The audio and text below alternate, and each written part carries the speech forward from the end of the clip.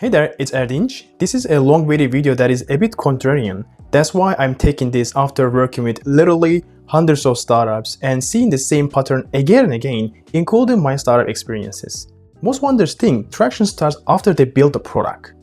But the truth is the opposite. You don't even need a product to create millions of dollars in traction, maybe company valuation, and even revenue.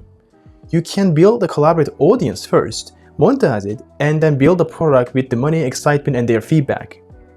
It sounds insane, but it's the modern startup playbook. And today, I'm going to show you how it works. No fluff, just how it works, with actionable step-by-step approach, as I always do. I really spent significant time on this and effort for making this video, and please make my day by giving a gentle like to this video. I really appreciate it. And here's the outline for each steps for your convenience. Step 1. Define your ICP and IPP clearly. Step 2. Keep expanding your network through daily touchpoints. Step 3. Offer development. Identify WIIFM and build your perks. Step 4. Come up with simple, high-value creative collaboration ideas. Step 5. Design an oversubscribe ready plan. Step 6. Craft your ask and offer, the Grand Slam offer. Step 7. Monetize early through collaboration and how to pitch without sounding salesy. Step 8. Leak or whisper to your network that you are planning something, aka cost launch. Step 9. Reach out to spread the message that you are planning the launch with a limited supply. Step 10. Announce the launch with a big expectation that you already secretly accomplish and keep that secret place. And step 11. Publicly document the journey but control the narrative and keep the exclusivity. Step 12. Boost the momentum with additional perks with the messaging that keeps the excitement. Step 13. Big day, the launch. And launch like a live event, not a post. Step 14. Turn early wins into flywheel and stay oversubscribed. Step 15. Consider building a repeatable program of this and when to use LOIs MOUs strategically. Let's start off by defining what traction really means. Traction simply means forward movement, proof that people care, engage, and want more from what you are building. It's not just followers or attention, it's real signals of interest created by delivering excessive amount of value. And at the core of this traction is the WIIFM, which is what's in it for me. The more clear you can answer this for your audience, collaborators, and partners, the faster you build the traction.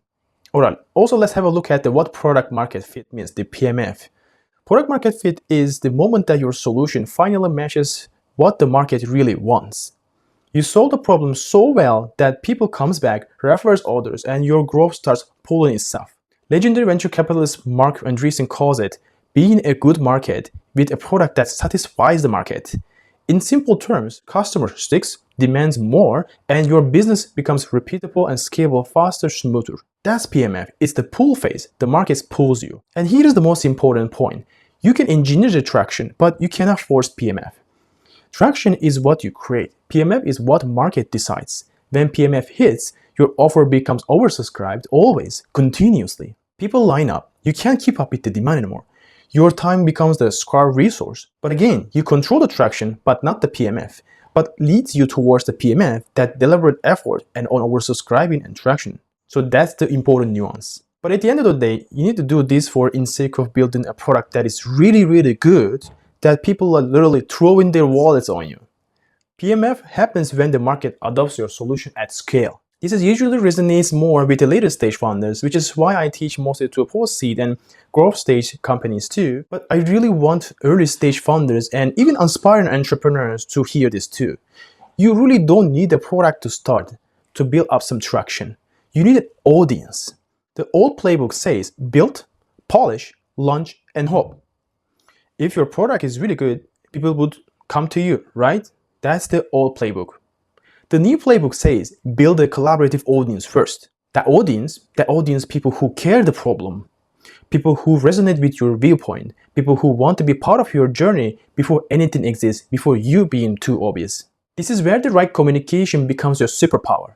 Clear, consistent, and honest communication builds traction faster than any feature. Making some progress and showing your process what makes you feel more human, so that is resonating. People root for founders who are human. That connection comes to leverage, more intros, more replies, more collaborators, more momentum overall. Vulnerability is the authenticity, which if it is used intentionally, becomes traction fuel. Once you have that collaborative audience, you already have an asset that you can create value immediately right after. And yes, you can monetize before even build a product. Tiny paid sessions, maybe the early versions report, partner programs, collaborative campaigns, and many more later in this video. This revenue and feedback feeds directly to your future product, so when you build it, you're not just guessing.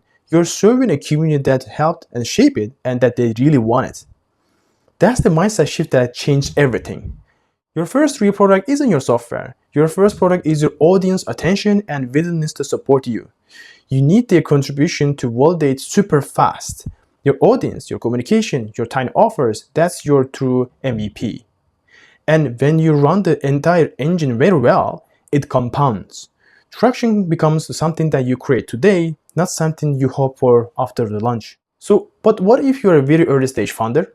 The reality is simple. If you're an early stage founder or aspiring entrepreneur, you need to talk with at least 7 people every day, and I'm being very modest here. Turn some of these people that you talk into collaborators and learn from them. People want to work with successful people, successful entrepreneurs who are winners. In order to become successful, you need to be successful. I know it sounds strange, but let me explain. So the perceived momentum helps to create real momentum. That's the core idea of being oversubscribed. Most founders avoid talking with people because they fear rejection. They just don't understand the success equation that I'm talking about here right now. Because most conversations won't become deals anyways. But that's exactly why you must redefine winning. Your goal is every interaction is to make the other people feel lucky to talk with you. Even a 1% win counts. Each small win compounds as you keep people in the loop, validate your ideas, and increase the value given over time. Make tiny yeses easy. Yes to a feedback, yes to collaborating on a simple project, yes to join your waiting list, yes to give a quick warm introduction, or at least yes to be in your touch base. So traction isn't one big yes. It's a stack of small yeses that build momentum. So how do we really engineer this traction? It's actually pretty simple, but it requires some boring legwork. That's where the most people fail. Not because of the strategy doesn't work, because they avoid the unsexy task. For example, sending hundreds of custom messages, talking to people every day, getting rejections every day. Again, define what rejection really means, what winning means, in sake of learning something, and collecting feedbacks, doing a lot of reps, pitching by yourself hundreds of times, rehearsing, and that is a lot of work. But what I am about to show you still takes a bit of that hard work, but don't worry. I will also give you some few shortcuts to make it much easier. So here's the secret of building traction that can potentially worth millions of dollars of valuation or millions of dollars in revenue, potentially, even your product is not ready and have nothing to sell yet. Hear me out. Ready? Drum roll, please. So the key concept in a nutshell is, as I mentioned actually earlier before in the video, is to get and work together and building relationships with your target audience and their audience with a simple collaboration project. There are 2 main ways to do so. 1, turn your potential customers or audience into collaborators. 2, build a partner rapport that can amplify your message and open up their own customer base for you. Sound simple? Let me explain on that one. Here's a PS note here. If you notice that both actually intertwine and looped. Customer can be a partner, partner can be your customer. Make both customers and partners ready and warm up even before your product ready, even before it even exists. What I mean partner is not a serious strategic partner type of thing. I mean simple collaborators. So here's how to do all of these with simple step-by-step approach. And you can also do this as an exercise for yourself. Step 1, simply define your ICP, ideal customer persona, and then IPP, ideal partner persona. And then hang to your wall. Please do that. If you can know these early, everything else gets easier. Let's say you think your ICP is, let's say, HR managers at mid-sized companies. Cool, but your IPP in this scenario, in this example, the people who will actually engage with you first might be corporate trainers, internal project owners, people running culture initiatives, consultants who advise HR. They are not the end customer, but they are the ones who open the door for you. This is why defining just ICP isn't enough. Defining IPP makes everything move. Ask yourself, who is serving your audience, the end user, very well that doesn't conflict that what you do? And don't worry too much about that you might not know it in the beginning. Start first with your best assumptions and test your assumptions quickly by talking with them. It's an iterative learning process, just like everything in startups, right? If you don't have anything to sell or any collaborations to offer, why not come up with an idea that at least you can build a warm introduction, warm touch-based network from now on? And if you don't have any idea at all, Start by analyzing yourself, your competencies, your ikigai, do some SWOT to yourself, so whatsoever, and ask yourself, what can I really offer to people I already know that adds value to their life or their jobs, that also resonates and adds value with the people they know or work, that I would also add value. Think of a consecutive chain effect. Really, pause for a second and do this exercise for yourself. Step 2, meanwhile, expand your network. Grow your network with the mindset of creating a touch-based network, not making sales, because relationships takes time, and starting early makes every next step easier. Don't wait until you need something to sell or ask people. By then, it's already too late. Expanding your network should become a natural reflex for you as an entrepreneur, something you do consistently even without thinking about it, as like eating, breathing, and so on. And always keep WIIMF in mind. Remember? Every time you reach out, comment, or DM someone, they're subconsciously asking, what's in it for me? If you show genuine curiosity and add small bits of value, your network becomes warm, collaborative ecosystem that fuels your entire traction engine. Here's a simple daily habit that makes it effortless. Spend 15 minutes adding a few relevant people, leaving thoughtful comments here and there, sending quick value-driven DMs, not spamming people please, and sharing one tiny signal of progress. And here's the magic. This is compounds, and sometimes it compounds very fast.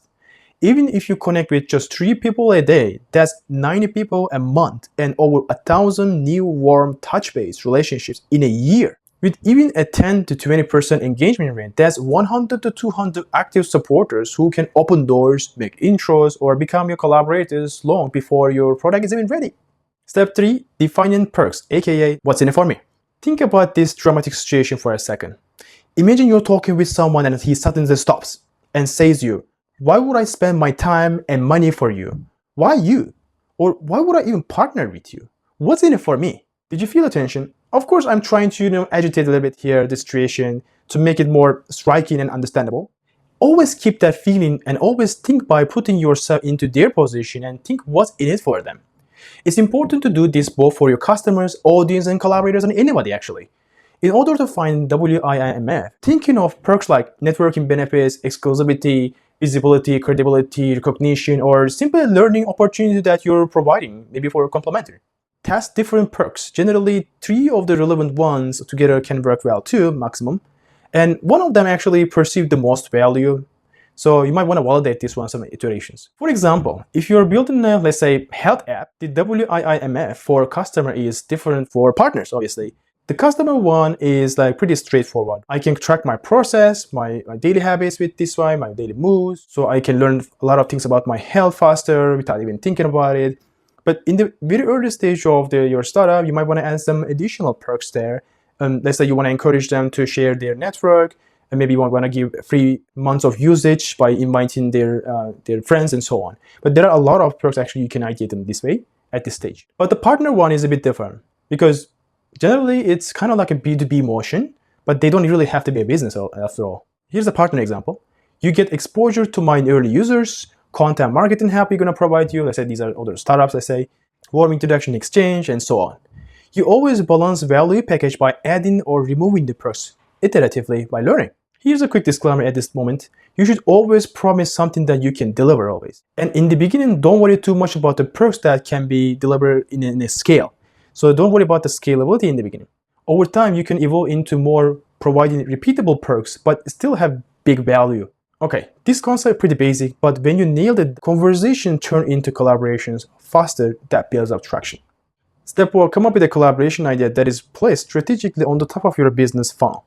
That recent exercise will give you an idea that you can collaborate with your ideal customers and or partners. This collaboration idea really don't have to be your business at all. For example, let's say you're a deep tech startup and you're the founder of it, and just like any founder, you also need to talk with many people in your field as much as possible, right? And I'm assuming that you find the idea that you are already able to speak with many people, but you need much larger sample files to work with. An idea for this deep tech startup founder will be an insight gathering research project for publishing. Normally, it will be hard to work with your uncooked, unvalidated startup, but instead, you place an obvious project that has obvious value, simple process of winning and delivering value, and is predictable for them. You're going to have a much bigger chance to get to work together with them. So you can keep them in the loop, learn, and then when your product is ready, test with them. And if it is good, they should not be even hesitating to pay for your product at all. With the same collab idea on the top of your startup approach, that you can build a partner rapport, which is even better because these partners already have the trust. You borrow that trust in exchange of perks that they value for themselves or their businesses. That's how traction goes from 1x to 10x or even 100x. Just think for a second. Just one potential partner have the potential of amplifying your message or your sales like crazy. Let's learn a simple math for a second. I'm talking about being able to reach 1,000 people to 100,000 people or a million people, or making $1,000 money into $100,000 or $1 million, or increasing the enterprise valuation if you're a startup. That contributes, that gives a good signal to it. So I want you to pause for a second and calm down and think for a second. Think of the potential now. Step 5, coming up with a plan that you can oversubscribe even before launching it. Normally, I'm not a big fan of planning excessively, but there is a small nuance in there. Your oversubscribed launch plan should be rapid. You can plan and execute these steps as short as 3-day sprints or longer, a week, 2 weeks, a month, 3 months. Obviously, a comprehensive one would take much more longer preparations and so on. Most important thing to keep in mind at this point is, without a time frame, there is no traction. Can you imagine someone pitching to you that they achieved, but in 10 years rather than a month? Which one would be more impressive, you think? Here's how a simple 4 weeks oversubscribed timeline would look like. Week 1, interview 20 people. Week 2, turn 5 into collaborators. Week 3, build early pre-launch inner circle. Week 4, public launch with secret numbers that already locked in. This is first because you're building, you're engineering this scarcity. Scarcity generally perceived in some period of time. Step 6, develop your ask and offer very well, just like a grand slam offer. It's all about crafting an irresistible ask and offer statement that makes people feel like they are getting far more value than they give. And I always amazed that most people really don't know how to ask anything.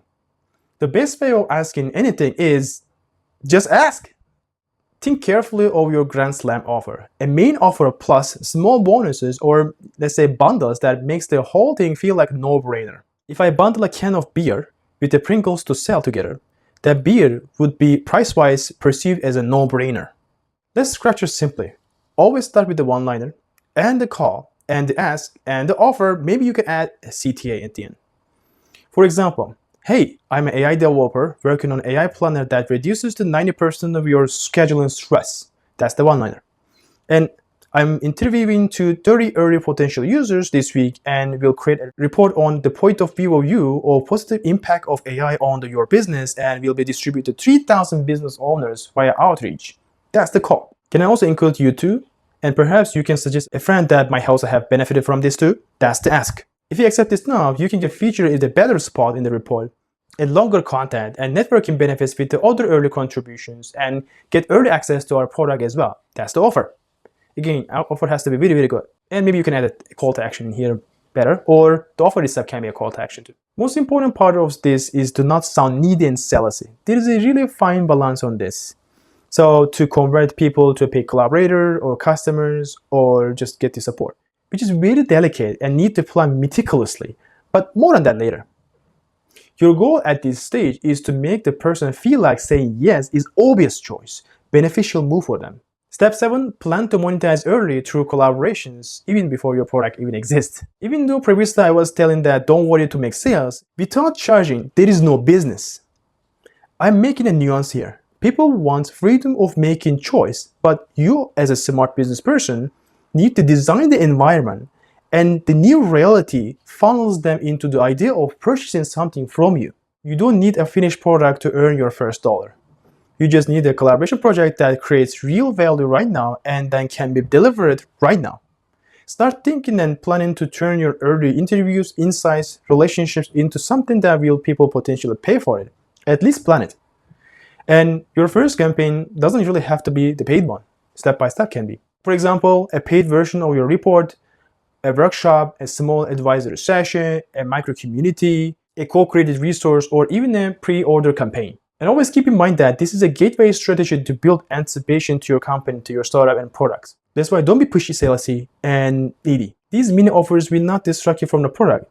It funds the development of the product while keeping you close to your audience and strengthening the relationship loop. There are a ton of benefits on that. And the best founders always utilize this. If it is done right, monetizing early collaborations becomes a bridge between your idea and your first real revenue, your customers or your company, the core company, which helps you bootstrap, validate, and move faster towards a bigger goal. And pitch to yourself many times, alternatively record videos. And one of these videos can be used for marketing purposes later on too. The pitch should like this: the one-liner, the call, the ask, the offer, and CTA, the call to action. And read it out loud many times until you're sick and tired of it. Please do that. You need to get good at pitching on everything, but without sounding needy and salesy. That's the trick. This pitch will be very useful for you to use in networking, events, open mic sessions, interviews, outreach messages, and many more. This is the point that where the most founders fail. They're trying to be too direct and to looking for customers and so on. Obviously, you're looking for customers, but not at this pitch. Don't say that I'm looking for these customers. What we are trying to achieve here is beyond than that. The goal here isn't sound like you're selling. It's to make the person feel like invited to something valuable, collaborative, but exclusive. Step 8. Leak or whisper to your network that you're planning something. Create one or multiple simple posts, maybe LinkedIn posts, that you're working on something to tease them. This is your ghost launch. It's for building a curiosity loop, meaning you are creating a success story. Remember, hold yourself to not selling anything. You're simply planting a seed that makes people wonder that what they might be missing. For example, I have been testing something quietly with a small group, and the early signals are way more interesting than I anticipated. I will share more on soon. This builds intrigue, invites speculation, and sets the stage for upcoming momentum story. Step 9. Reach out to spread the message that you're planning to launch with limited supply. That is your pre-launch offer. Basically a private, non-public offering that should be slightly better off than the public offering. The goal is to be sold out even before the launch event. But what if things that doesn't go smoothly that you cannot sell, let's say? At this moment, you should go back to whiteboard and iterate quickly and then reflect back to your campaign. If you are not able to build up traction even before the launch campaign, it means there has to be some problem out there. And maybe you might want to work with your offering, grand slam offer, and add some perks and remove some perks. Just try harder. Step 10. Announcing the launch with the big expectations that you already secretly accomplished. And keep that secret, please. It is about announcing your launch with a strong energy and big expectations, as if the success already happened behind the scenes, even if you haven't revealed the details yet. But don't lie. But you also don't disclose your internal numbers yet.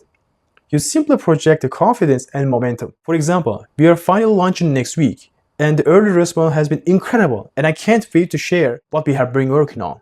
Let people fill the blanks by themselves, and the anticipation becomes a part of your traction. Step 11. Publicly document the journey, but control the narrative and keep the exclusivity. This step is about showing you enough progress to build curiosity and the momentum, without giving away everything or making the project feel too accessible.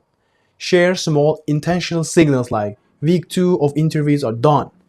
Just added 6 more collaborators. Or early feedback shows that X is resonating. These are momentum makers that make people feel something important is developing. But you never reveal the full story, your internal numbers, or deeper details, because exclusivity is part of the psychology here. When you show consistent progress but hold back the inner circle benefits, people naturally lean and start thinking, how do I become part of this? By documenting this journey selectively, you create both momentum and mystery, a moving train that not everyone gets on board. This primes your audience emotionally so that even you start dropping perks and pre-launch teasers in step 12, they are already curious, already invested, and eager not to miss it out. Step 12, boost the momentum with additional perks with the messaging that keeps the excitement. Keep it alive and even boost it with small, consistent signals that something exciting is coming. This is where you drip additional perks, tease behind the scenes, and highlight every wins that you have throughout the process to build anticipation even more and boosted it, but without revealing your full hand yet. For example, just added a bonus early supporters, we just hit the new highs, or had 3 amazing validation calls today, and tell a story around what's going on these validations are. Things like getting excited, we're hot. But again, of course, it should be based on truth. You need to make the progress, you need to be transparent and tell everything what's going on there. But the overall signal always need to be a little bit positive. These micro updates signals the motion, strength, and the demand is strong. The goal is to keep your audience learning about the process, checking it back, and feeling like something valuable and time sensitive is forming out there. And now you're in the full expansion mode before even launching it. So by the time launch day arrives, people show up early, already warmed and ready, curious, and primed to say yes. Step 13, and finally the launch day. Big day. Congrats. On the launch day, treat that day like a live event, a big show, not one-time post. What I mean here, you can plan multiple smaller launches, of course, and you can plan for multiple type of launch in multiple excuses. What I don't mean here is wait so much and plan ahead too much to be able to launch a product. This is completely what I'm not talking about. See the nuance. So start early by messaging your warm leads who already say yes to you. Say like, we are live and here's your early access link. We're starting very soon. Stay tuned. Publish your main announcement and keep the momentum rolling with 2 to 3 reminder posts in advance and after the launching. Reply to every comment, instantly boost the visibility, share micro wins through the day, keep the momentum rolling with 2 to 3 posts. For example, you just crossed 30 signups in the first 1 hour. All of these signals should sound like newsworthy, almost in the edge of too ambitious to be able to achieve. But you already achieve it. That's the nuance. And DM everyone who showed interest early. Imagine you a wind-up toy. You collect a lot of energy before releasing it, right? Now, you need to boost that day so badly because that's the big day that you have been winding up the toy. When you do this correctly, using the exact framework that I'm sharing with you right now, you can create explosive momentum. And you can be oversubscribed within a matter of hours. That's what demand building means. That's the power of building demand before even your product is ready. See, it's not crazy. There is a framework for it. Your launch becomes a newsworthy moment, newsworthy event, that because it's alive and it's communal and it's unstoppable. It should always feel like you are a hot balloon and everybody wants to catch it, but you're able to constantly hit the new heights that people cannot catch you up at the right price and right high that they wanted. So the goal is here. Make your launch look and feel like a wave of energy burst. The community is riding with you. Not something that you quietly publish and hope for. Step 14. Turn the first win into a flywheel and oversubscribe always. When your launch pops, especially if it oversubscribes fast, your real job begins now. Stay oversubscribed. Capture every signal, even the tiny ones. Someone joined the early list? Publish. Someone says something that can be used as a testimonial? Share it. These aren't small moments. They are proof that demand is forming now. And once you capture it, publicize it aggressively. Most founders go quiet here, and please don't. Share every micro win across all your channels. Turn it to a social media show. Post stories, DMs, outreach, updates, reels, a lot, everything. Every signal reinforces people want this. This is moving fast. I should be proud of this. This is how demand compounds. Then deliver what you promised and deliver it very, very well. That also reinforces the word of mouth. Oversubscription only works if people trust you. Even a tiny perk that you're providing should feel like very thoughtful. This turns early supporters into advocates, your social proof engine. Keep learning from every interaction. What was confusing? What was exciting? What would make this a no-brainer? Start thinking, how can you even make it better, bigger? These answers shape your next step and keep you aligned with the market. And here's the most important part.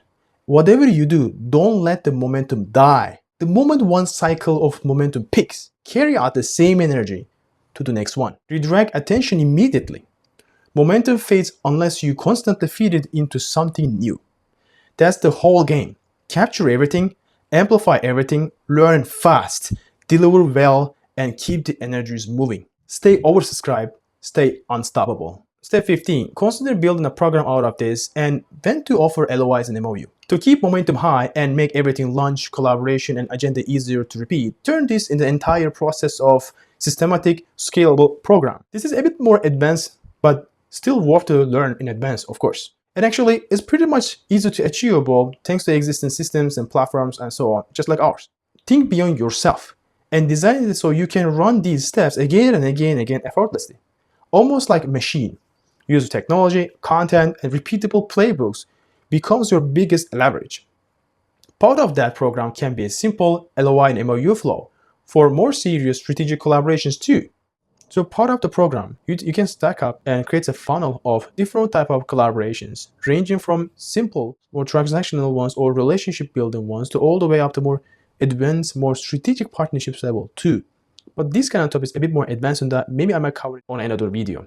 You can offer to sign a light, non-binding letter of intent or memorandums of understanding like MOU. For in case that if you don't know, LOI means letter of intent and MOU is memorandum of understanding. You can offer to sign light, non-binding agreements like this to a bit more strategic ones with the people and companies who are clearly aligned. And the important point here is not to trick them, because I've seen these kind of cases before. People who carefully engineer this one a bit more tricky. Please don't do that, because people sometimes understand this and it can backlash to you. So full disclaimer, I'm not a legal advisor or anything like this. Of course, you should always ask for any signed documents and professional to see it. But in today's technology, you should be able to come up with a draft at least by yourself, at least to reiterate and so on. Again, never trick them. Never try to force people to do so, sign out anything. I mean, literally signing. But to give structure to relationship, to make it a clear pathway, to make this a bit slightly more official, like we are exploring this together signal, they might need it more deeper and structural relationships. So LOIs and MOUs can be pretty much useful for, especially for startups, but it's not alone is enough to validate your company, right? All of these combined should work for the validation, and always keep it non-binding, transparent, and easy to walk away from. If it is done right, these documents become an ethical leverage tool. They show commitment without pressure, and they turn loose interest into something that you can use as a reference and play around and build upon.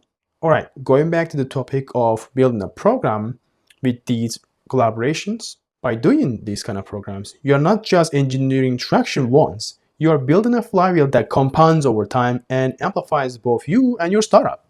Now imagine running these programs with even more leverage, like ads, running ads, PR, a small team, maybe more partners, leverage collaborations, and multiple tiers and degrees of partnerships on at the same time across many agendas you have in the company. Your momentum becomes very hard to stop now, and it will be intertwined and like a flywheel effect that supports every part of the company. I'm thinking of doing a separate video on this, just on the program design side of it. If you're interested, tell me in the comments below. All right, that's all. So as a conclusion of this video, so here's the truth that I want you to walk away with. You don't need a finished product to build real traction. You need conversations. You need collaborations with them. You need momentum engine that makes people excited to be part of what you're building, long before even the product even exists. That's the modern playbook. Traction isn't an accident or a luck. It's engineered through tiny yeses, smart WIIFM, oversubscription psychology, scarcity, time frame, and consistent relationship building all the time. When you run this system, the ICP, IPP, collaboration ideas, perks, pre-launch, the buzz, scarcity loops, public proof, and continuous relaunch that feed in each other, you create the perception of demand before even the launch. And when you deliver very, very well, which you should always deliver very well, that perception that hardens into the reality. That demand becomes obvious an opportunity becomes a leverage, enough leverage becomes perhaps a PMF. That's the ultimate goal as a startup company. But here's the bigger point. You shouldn't do this alone, because everything that I've shared with you in this video is exactly what we are building at Open4Go, which is our company. Most founders fail at this initial, which is the most painful stage of their company, without even building the product and building the traction phase, because they don't have enough warm people around them. And many things that we talk in this video remains a challenge. And they don't have the collaborators, don't have the partners, a support network, and an exposure around this. I know there are accelerator programs and so on that we do our jobs as we are part of other accelerator programs and VCs out there, as we are also both of them. Unfortunately, most of the startups don't have a way to build a network that grows together with them.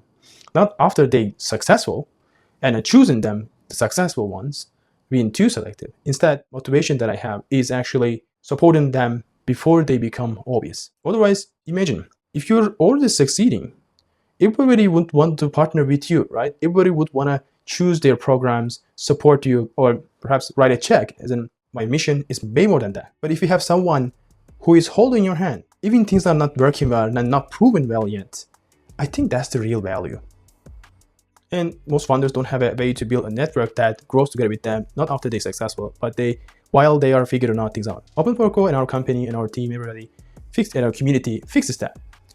We're providing a free platform where you can instantly tap into a global network of people, companies, collaborators, influencers, and founders who are literally open for collaborations.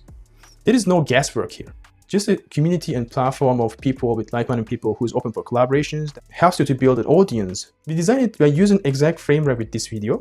Build an early momentum, show your signals, spark collaborations, stay oversubscribed, document wins, and turn connection into leverage and monetize through collaboration, and build from the outside in. And most of the things that we're providing is for free. A marketplace for this, we have a set of tools, we have a learning modules, a monetization system, and many more. For founders who want to go deeper, we added a simple, low-cost membership to give you more visibility, credibility, and hands-on support. This is really my way of making advanced, hard-to-access opportunity accessible to early stage. This is my mission work, especially in English-speaking Asia-based founders where resources and networks are often locked behind all the doors, and because it's geographically such a scattered geography in multiple countries and multiple languages going on here. We're still building this, which means early members naturally gets more attention, more perks, more visibility, and more collaboration for simply because you join us early. It's the same oversubscribed psychology I taught you today. You get the advantage if you want to actually apply what you learn here, join one of the programs to really put into action, which is the simplest way of starting. A built-in audience, a built-in partner network, a built-in momentum. It's the collaboration engine that helps you engineer traction before your product exists. You provide everything that you need, but still you are the one who needs to do the real work, because at the end of the day, this is your company after all, right? It's the collaboration engine that helps you engineer traction before your product exists. You can build your product with real insights, real demand, and real people behind you. So join us, use the system, keep momentum alive, and stay oversubscribed. Rest will follow. Thanks for watching. See you in the next one.